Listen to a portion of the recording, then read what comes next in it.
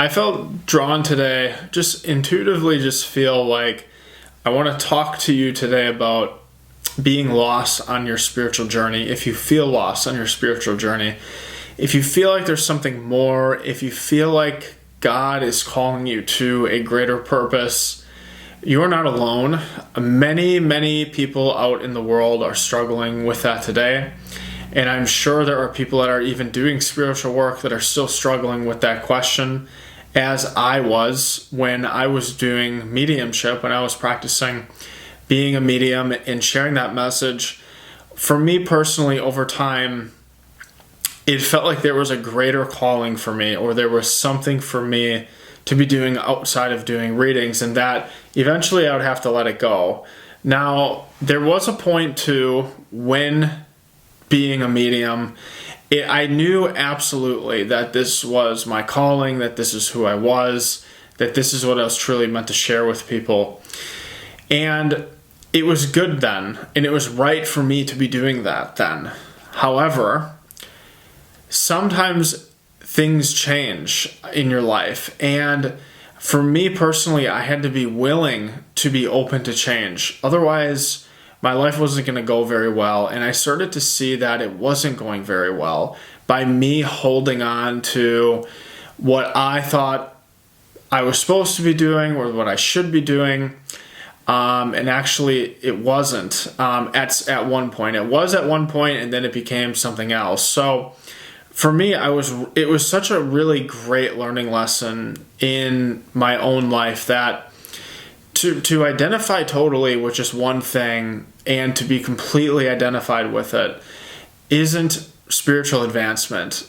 To awaken spiritually has really nothing to do with like you accomplishing things or being someone in the world or even success or any of those sort of things. Even in the spiritual community, it has nothing to do with seeing angels. It has nothing to do with divine encounters. It has nothing to do with seeing auras, reading souls. None of that is ultimately spiritual awakening. And I had that question when I was a medium. I asked that question in a genuine way, in a genuine matter. Is there something more? And for all mediums, for all psychics, for everyone in the world, whatever you're doing, even being a quote-unquote spiritual teacher, our spiritual awakening goes beyond all of those things. And it goes into this place of oneness, of truth, of enlightenment, that is beyond the ego, that is beyond identification with anything.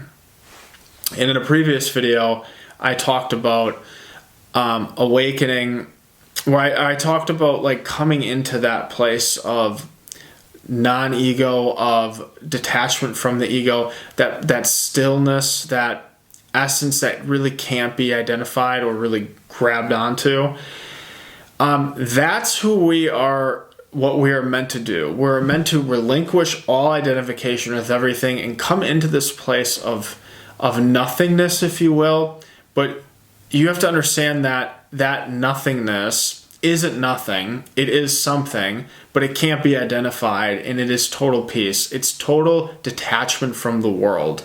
You see, a lot of suffering in the world comes from being attached to certain things, attached to your identity. I certainly dealt with some suffering in my life when I was letting go of my attachment to my mediumship, because that's all I knew. That's what I was comfortable with. I was good at it. People wanted me to do readings for them. But I knew God was calling me to something else. God was calling me to help other people let go of their own ego.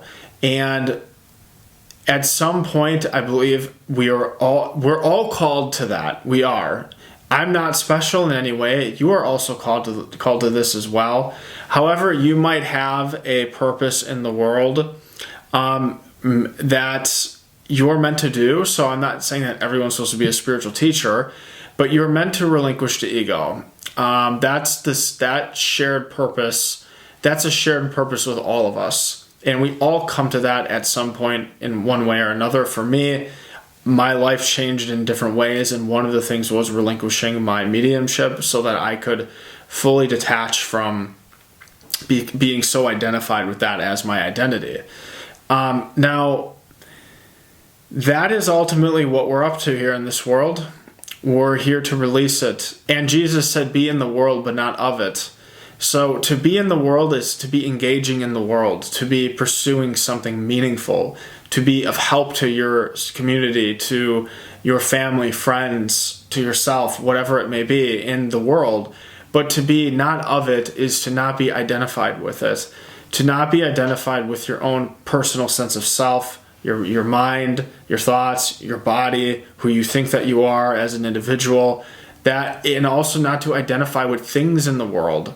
Because the things of this world, you can be identified with, like your house. Maybe you have a huge house, or you have really nice cars, or you have an amazing body, or you have really good looks, or you have a lot of money, or you have like these worldly things that people can become really attached to. To be not of this world is to not identify with those things. You can have them, you can enjoy them even, you can even pursue them if you want, but you have to understand that they're not ultimately going to make you happy, and they're not ultimately going to fulfill you. What will fulfill you is the relinquishment of identification of it. Not saying that you have to sell your possessions in your home and become, a monk or something. But it's to do with, like, can you enjoy those things? Can you have them without being super attached to them? Can you let go and surrender to them and live in that place? That's ultimately what it means to be not of this world. Can you live in this world but not be of it? And that's what Jesus was trying to teach. That's what his message was. So I invite you today, if you're watching this video, to start with you, start with your mind. Start to disidentify from your mind. This is the next step for our spiritual evolution, for us as human beings, because there's so much suffering in the world today that's just derived from people's minds, that if we come to this first, it probably will take care of the rest even. So start with your personal identity. Start with, what do you do in the world? Like, are you a business person? Are you a teacher? Not saying to quit any of those things, but can you disidentify from it and be like, it's a function, it's a role, it's not really who I am? Can you start there? Can you even start with your own thoughts, with your mind, with your anxieties or worries or fears? Can you start to label those as, this isn't truly who I am?